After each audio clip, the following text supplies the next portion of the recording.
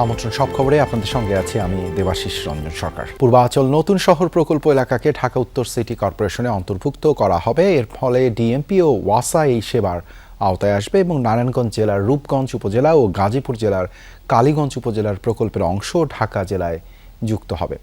বৃহস্পতিবার রাতে জাতীয় সংসদ সচিবালয়ে মন্ত্রিপরিষদ বিভাগের সভাকক্ষে মন্ত্রিসভার বৈঠকে এই সিদ্ধান্ত নেওয়া হয়। প্রধানমন্ত্রী তারেক রহমানের সভাপতিত্বে সংসদ সদস্যদের জন্য বিদ্যমান শুল্কমুক্ত গাড়ির সুবিধা বাতিল করার খসড়া মন্ত্রিসভা বৈঠকে চূড়ান্ত অনুমোদন করা হয়েছে। বাংলাদেশ সিকিউরিটিজ অ্যান্ড এক্সচেঞ্জ কমিশনের চেয়ারম্যান ও কমিশনারদের বয়স সংক্রান্ত Bangladesh securities and exchange commission আইন 1993 এর বিভিন্ন শর্ত বিলুপ্তকরণের প্রস্তাব গ্রহণ করে সভা। পাশাপাশি জাতীয় চা দিবসের তারিখ সংশোধন করে 4 জুনের পরিবর্তে 21 মে জাতীয় চা দিবস সিদ্ধান্ত নেওয়া হয়েছে। বিদ্যুৎ জ্বালানির সংকট উত্তরণে করণীয় ঠিক করতে সরকার ও বিরোধী দলের সমান সংখ্যক সদস্য নিয়ে বিশেষ কমিটি করল সরকার। বৃহস্পতিবার জাতীয় সংসদে এই সিদ্ধান্তের কথা জানান প্রধানমন্ত্রী তারেক রহমান। কমিটির সভাপতি করা হয়েছে বিদ্যুৎ জ্বালানি ও খনিজ সম্পদ মন্ত্রী ইকবাল হাসান মাহমুদকে। স্পিকার জানান সরকার ও বিরোধী দল এভাবে সহযোগিতার মাধ্যমে অগ্রসর হলে দেশের যে কোনো সমস্যা সমাধান সম্ভব। বিরোধী দলীয় নেতা সরকারের এই সিদ্ধান্তের সাধুবাদ জানান। এর আগে জ্বালানি মন্ত্রী সংসদকে জানান বিদ্যুৎ উৎপাদন ক্ষতিগ্রস্ত হলেও কৃষির কথা চিন্তা করে 1 মে থেকে দেশের সার কারখানাগুলোয় গ্যাস দেওয়ার সিদ্ধান্ত নিয়েছে সরকার। আমাদের পক্ষ থেকে 5 সদস্যের একটি কমিটি গঠন করছে। আমি আপনার মাধ্যমে বিরোধী দলীয় নেতা এবং বিরোধী দলকে অনুরোধ করব, ওনারাও যদি 5 জনের নাম দেন তাহলে এই 10 জন ব্যক্তি বসে এই বিষয়গুলোর উপর আলোচনা করতে পারে। কোনো পরামর্শ থাকলে এই কমিটির মাধ্যমে সেটি সরকারের কাছেও আসলো এবং সরকার সেটার মধ্যে কোনো বাস্তবতা থাকলে অবশ্যই সেটি কার্যকর করার উদ্যোগ গ্রহণ করবে। মাননীয় প্রধানমন্ত্রীকেও ধন্যবাদ বিষয়টাকে ইতিবাচকভাবে নেওয়ার জন্য। আমরা আশা করি এই সংসদ জাতীয় সকল সমস্যা সমাধানের কেন্দ্রবিন্দু হবে ইনশাআল্লাহ, এবং আমরা মনে করি এই সংসদের জন্য এটি একটি নবযাত্রা। বিদ্যুৎ পরিস্থিতি সহনীয় রাখতে এবং গ্রাম ও শহরে বৈষম্য কমাতে পরীক্ষামূলকভাবে ঢাকায় 110 মেগাওয়াট লোডশেডিংয়ের সিদ্ধান্ত নিয়েছে সরকার। সংসদে বৃহস্পতিবার কথা জানিয়েছেন বিদ্যুৎ ও জ্বালানি প্রতিমন্ত্রী অনিন্দ্য ইসলাম। কৃষক যেন ক্ষতিগ্রস্ত না হয় নিশ্চিত করা হবে তাও। জ্বালানি সরবরাহের অভাবে হয়তো বা কিছু কিছু জায়গায় লোডশেডিং হচ্ছে, এই বিষয়টি সহনীয় মাত্রায় আনবার জন্য মাননীয় প্রধানমন্ত্রীর পরামর্শে এবং বিরোধী দলীয় নেতার সাথে আলোচনা ক্রমে আমরা রাজধানী ঢাকাতে 110 মেগাওয়াট প্রাথমিকভাবে পরীক্ষামূলকভাবে লোডশেডিং করবার সিদ্ধান্ত গ্রহণ করেছি। আমরা মনে করি শহরের মানুষ আরামে থাকবে এবং গ্রামের মানুষ অর্থাৎ খেটে খাওয়া কৃষক কষ্টে থাকবে, এটি কোনোভাবেই কাম্য নয়।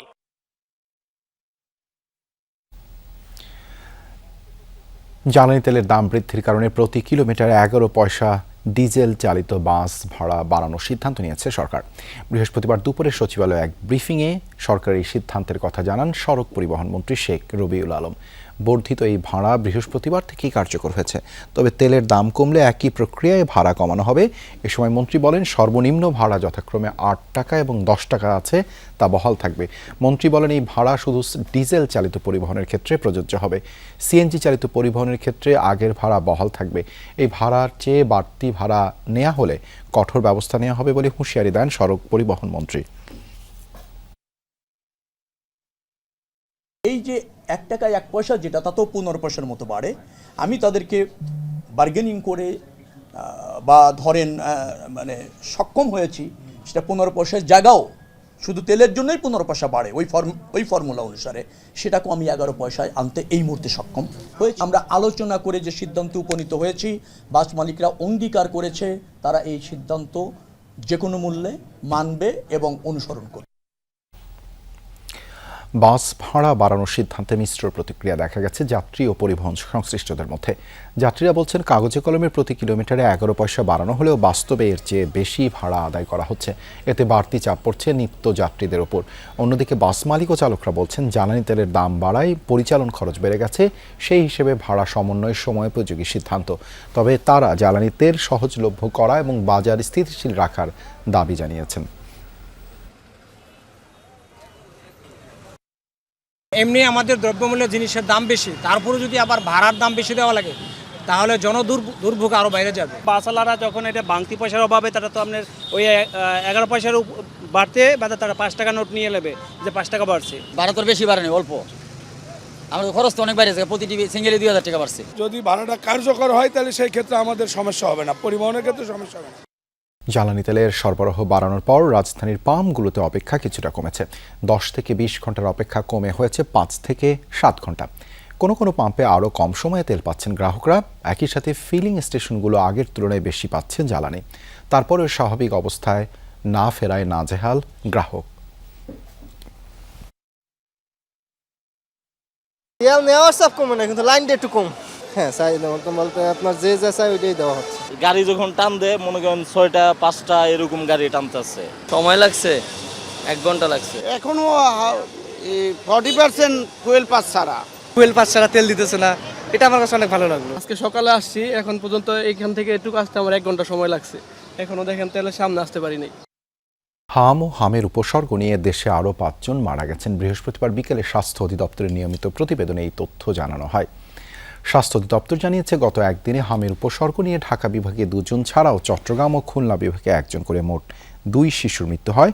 আজ ঢাকা বিভাগে হামে আক্রান্ত হয়ে মহাখালী সংক্রামক ব্যাধি হাসপাতালে আব্দুল নাফিস নামে এক শিশু মারা গেছে। দুপুর 2:15টার দিকে মারা যায় শিশুটি। 8 মাস বয়সী নাফিসকে গত 7 এপ্রিল এই হাসপাতালে ভর্তি করা হয়। চিকিৎসকরা বলছেন, সংক্রামক এই রোগী প্রতিরোধে আক্রান্তকে আলাদা রাখা জরুরি। ভালোই ছিল, এখন সকালবেলা অসুস্থ ছিল, হঠাৎ করে এরকম হয়ে গেছে।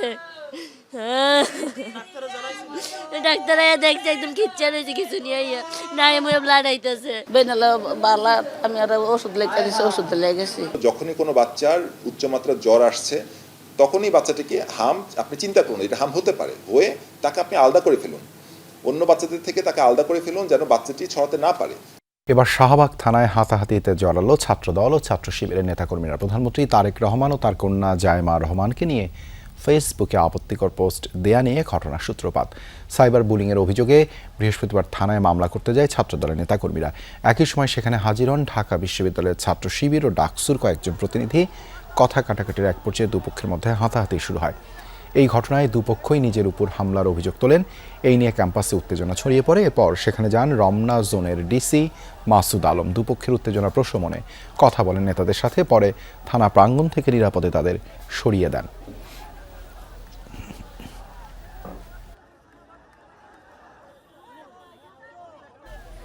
কুমিল্লা পলিটেকনিক ইনস্টিটিউটে ছাত্রদল ও ছাত্র শিবিরের মধ্যে সংঘর্ষে অন্তত 5 জন আহত হয়েছে। বৃহস্পতিবার সন্ধ্যায় সদর দক্ষিণ উপজেলার কোর্ট বাড়ি এলাকায় পলিটেকনিক ক্যাম্পাসে এই সংঘর্ষ হয়। পুলিশ জানায়, পলিটেকনিক ইনস্টিটিউটের এক শিক্ষার্থীকে থাপ্পড় মারাকে কেন্দ্র করে উত্তেজনা সৃষ্টি হয়। এ সময় ছাত্র শিবিরের সদস্যরা ওই শিক্ষার্থীকে মারধরের বিচার চাইতে অধ্যক্ষের কক্ষে যান। অধ্যক্ষ বিচারের জন্য 3 সদস্য বিশিষ্ট কমিটি করা হচ্ছে বলে জানান, কিন্তু তাৎক্ষণিক বিচার দাবি করে ছাত্র শিবির। এ সময় অধ্যক্ষের কক্ষেই হঠাৎ করেই দুই পক্ষের মধ্যে উত্তেজনা ছড়িয়ে পড়ে। এক পর্যায়ে তা সংঘর্ষের রূপ নেয়। রংপুরে পাল্টাপাল্টি বিক্ষোভ করেছে ছাত্রদল ও ছাত্র শিবির। বৃহস্পতিবার রাতে জেলা ও মহানগর ছাত্রদলের উদ্যোগে বিক্ষোভ করেন নেতাকর্মীরা। বিক্ষোভটি নগরীর গ্র্যান্ড হোটেল মোড় থেকে শুরু হয়ে জীবন বীমা মোড়, জাহাজ কোম্পানি মোড় হয়ে প্রেস ক্লাব চত্বরে সমাবেশ করে ছাত্রদল। অন্যদিকে নগরীর কারমাইকেল কলেজ গেট থেকে চট্টগ্রাম সিটি কলেজে ছাত্র শিবিরের উপর ছাত্রদলের হামলার প্রতিবাদে বিক্ষোভ মিছিল বের করে রংপুর মহানগর ছাত্র শিবির।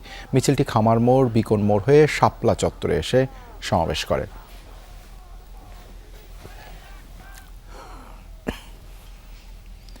রাজশাহীতে পরিবহন শ্রমিকদের 2 গ্রুপের মধ্যে পাল্টা ধাওয়ার ঘটনা ঘটেছে।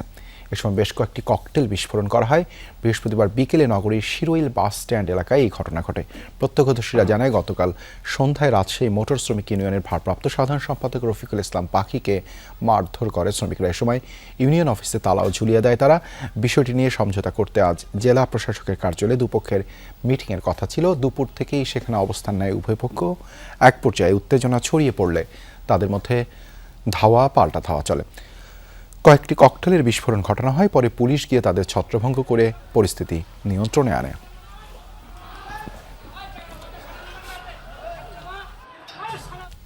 চট্টগ্রাম ওয়াসার প্রকল্পে গর্ত খোঁড়ার সময় মাটি চাপা পড়ে প্রাণ গেছে 2 শ্রমিকের, আহত হয়েছেন আরও 2 জন।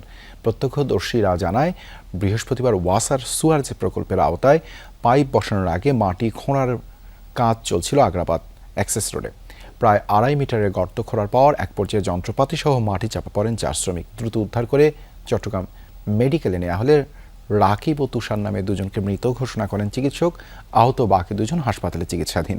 ঘটনার পর ক্ষুব্ধ শ্রমিকরা মেডিকেলে জরুরি বিভাগে ভাঙচুর চালায়। এ সময় 8 জনকে আটক করে পুলিশ। ঘটনা তদন্তে কমিটি গঠন করেছে ওয়াসা।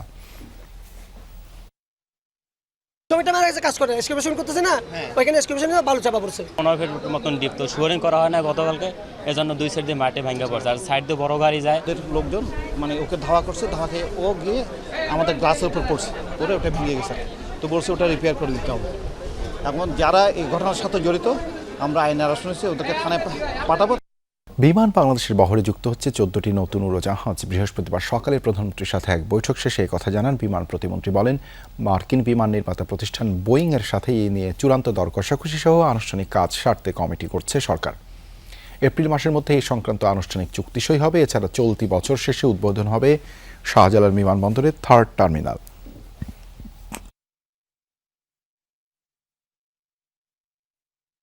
এই 30 এপ্রিলের মধ্যেই আমরা বোয়িং এর সঙ্গে চুক্তি করতে যাচ্ছি। আমরা we are purchasing 14 aircraft from Boeing. At the same time আমাদের যে এই 5 বছর লাগবে তাদের এই বোয়িং ডেলিভারি করতে, এর মধ্যে আমরা বোয়িং এবং এয়ারবাসের সঙ্গে যোগাযোগ করে আমরা কিছু লিজে আমরা এয়ারক্রাফট আমরা খুব শিগগিরই। সংরক্ষিত মহিলা আসনে বিএনপি জোটের 36 প্রার্থীর মনোনয়নপত্র বৈধ ঘোষণা করেছে কমিশন। বৃহস্পতিবার সকালে রাজধানীর আগারগাঁওয়ে ইসি সচিবালয়ে সংরক্ষিত মহিলা আসনের মনোনয়নপত্র বাছাই শেষে এই সিদ্ধান্ত জানানো হয়। এ সময় স্বতন্ত্র জোটের প্রার্থীর মনোনয়নও গৃহীত হয়। এদিকে রিটার্নিং কর্মকর্তা সরকারি বিধিমতে চাকরি ছাড়ার সময় 3 বছর অতিবাহিত না হয় জামায়াত জোটের প্রার্থী মনিরা শারমিনের মনোনয়ন বাতিল ঘোষণা করলে আপিল করার ঘোষণা দেন তিনি।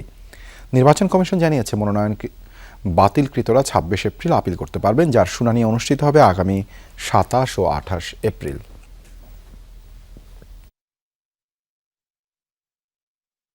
একটি আজকে যে আমরা ঘোষণা করলাম যে এটি গৃহীত হয়নি, বাতিলযোগ্য। বাছাইয়ের বিরুদ্ধে আপিল দায়ের করা যাবে হচ্ছে 26 এপ্রিল সকাল 9টা থেকে 4টা নির্বাচন কমিশন সচিবালয়ে।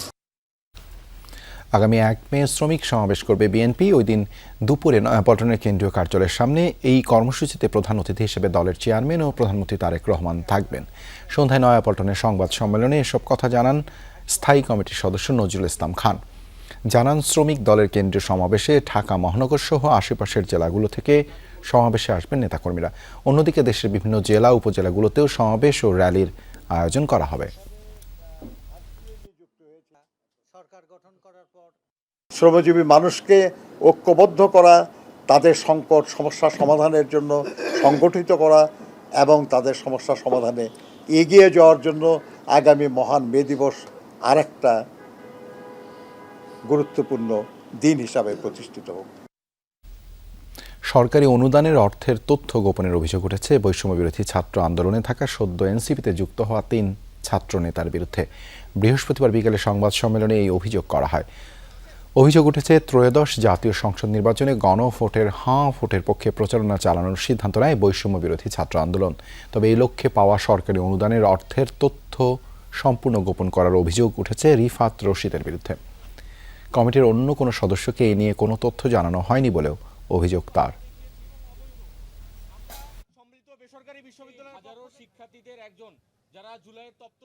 পরিকল্পিত আর্থিক অনিয়ম সম্ভাব্য আত্মসাতের ইঙ্গিত বহন করে। দায় এড়িয়ে স্বৈরাচারী পদ্ধতিতে অবৈধভাবে সংগঠনকে তারা স্থগিত ঘোষণা করেছে। যখন আমরা বারবার জবাবদিহিতা চেয়েছি, ঠিক সেই মুহূর্তেই সংশ্লিষ্ট দায়িত্বশীলরা তারা পদত্যাগের ঘোষণা দিয়েছে এবং একটি রাজনৈতিক দলে যুক্ত হওয়ার প্রস্তুতি নেয়। ইরান, ইসরায়েল ও যুক্তরাষ্ট্র যুদ্ধের কারণে জ্বালানি সহ নানা সংকটের সৃষ্টি হচ্ছে। সংকট সমাধানে জ্বালানি ও প্রতিরক্ষা সক্ষমতা বাড়ানোর তাগিদ দিলেন সেনাবাহিনী প্রধান জেনারেল ওয়াকারুজ্জামান। বৃহস্পতিবার মিরপুর সেনানিবাসে ক্যাপস্টোন কোর্সের সমাপনী অনুষ্ঠানে আক্ষেপ করে সেনাপ্রধান আরও বলেন, স্বাধীনতার 50 বছরেও দ্বিতীয় কোনো রিফাইনারি প্রতিষ্ঠান না হয় জ্বালানি সমস্যা আরও জটিল হবে। You came across the Rohingya issues, and I encourage you to involve more in all these issues so that it is a national problem, and you have the responsibility to also involved in solving this kind of issues of Bangladesh. ব্রাহ্মণবাড়িয়ার আখাউড়ায় পূর্ব বিরোধের জের ধরে দুপক্ষের সংঘর্ষে আহত হয়েছেন 3 জন। বৃহস্পতিবার রাতে পৌর শহরের খরমপু মাজার এলাকায় এই সংঘর্ষ হয়। স্থানীয়রা জানায় কয়েকদিন আগে আখাউড়া পৌর শহরের টানপাড়া গ্রামের বাপ্পিকে এক নারীর সাথে আপত্তিকর অবস্থায় আটক করে গ্রামবাসী। পরে স্থানীয় যুবক জুম্মান গ্রামের ছেলেদের নিয়ে বাপ্পি ও তার বান্ধবীকে হেনস্থা করে। এর জেরে বৃহস্পতিবার সন্ধ্যার দিকে জুম্মান তার বন্ধুদের নিয়ে খরমপুর বাজারে ঘুরতে আসেন। তাকে দেখতে পেয়ে জুম্মানের উপর হামলা চালায় বাপ্পি ও তার বন্ধুরা। উভয় পক্ষ সংঘর্ষে জড়ায়। সাতক্ষীরার কালীগঞ্জ উপজেলায় কেমিক্যাল মিশ্রিত ৩,৩৬০ কেজি অপরিপক্ক আম জব্দের পর নষ্ট করা হয়েছে। বৃহস্পতিবার বিকেলে উপজেলার শুইলপুর এলাকা থেকে আম জব্দ করা হয়। উপজেলা প্রশাসন জানায় অপরিপক্ক আম কেমিক্যাল দিয়ে পাকিয়ে ঢাকায় পাঠানো হচ্ছে, এমন খবরে অভিযান চালানো হয়। ঢাকাগামী একটি পিকআপ থেকে ১৬৮ ক্যারেটে ৩,৩৬০ কেজি আম জব্দ করা হয়। পরে জব্দকৃত আম শুইলপুর বিজিবি ক্যাম্প সংলগ্ন বেড়ি বাঁধ সড়কে নষ্ট করা হয়।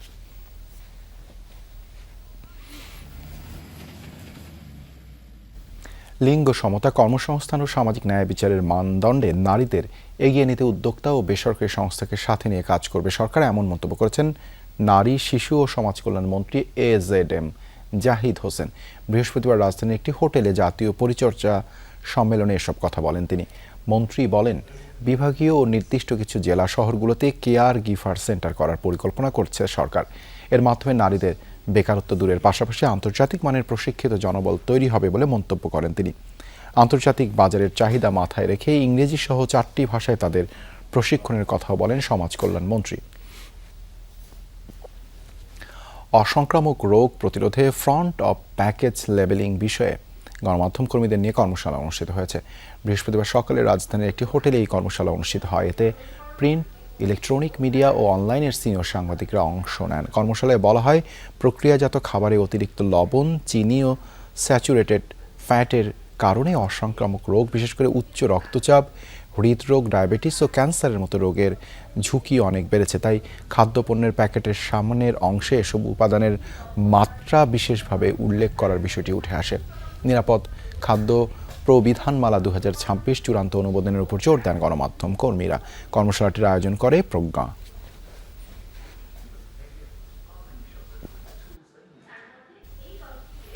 গ্রীষ্মের তীব্র দাবদাহের মধ্যে এসএসসি পরীক্ষার্থী ও অভিভাবকদের কিছুটা স্বস্তি দিতে চট্টগ্রামে পরীক্ষা কেন্দ্রের সামনে প্রতিদিন বিনামূল্যে সুপেয় পানি ও স্যালাইন বিতরণ করেছে বিএনপি।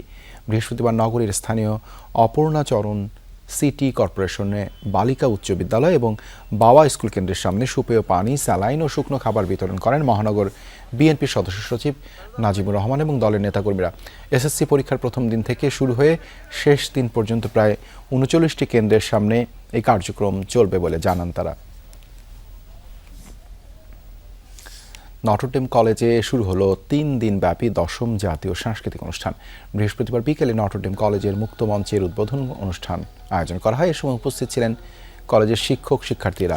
3 দিনব্যাপী এই সাংস্কৃতিক অনুষ্ঠানে গান, নাচ, পাপেট শো সহ 26টি ইভেন্টের ব্যবস্থা রয়েছে। এই সাংস্কৃতিক অনুষ্ঠানে বিভিন্ন শিক্ষা প্রতিষ্ঠান থেকে প্রায় 1500 শিক্ষার্থী অংশগ্রহণ করবে। 23 থেকে 25 এপ্রিল প্রতিদিন সকাল 8:30 থেকে সন্ধ্যা 6টা পর্যন্ত চলবে এই আয়োজন।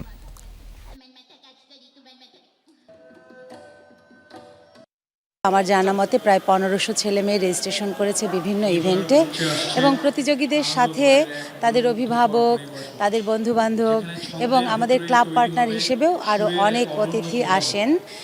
আমরা এই 3 দিন আসলে আমাদের একটা মহাযজ্ঞ চলে, এটা আনন্দযজ্ঞ। উৎসবমুখর পরিবেশে অনুষ্ঠিত হলো বুটেক্স ক্যারিয়ার ফেয়ার 2026। বৃহস্পতিবার বাংলাদেশ টেক্সটাইল বিশ্ববিদ্যালয়ে এই মেলা অনুষ্ঠিত হয়। বিশ্ববিদ্যালয়ের উপাচার্য অধ্যাপক মোহাম্মদ জুলহাস উদ্দিন আনুষ্ঠানিকভাবে মেলার উদ্বোধন করেন। এরপরই চাকরি প্রত্যাশী শিক্ষার্থীদের পদচারণায় ক্যাম্পাস উৎসবমুখর হয়ে ওঠে। এই আয়োজনে তাদের সার্বিক সহযোগিতা করেছেন institute of textile engineers and technologist ITET।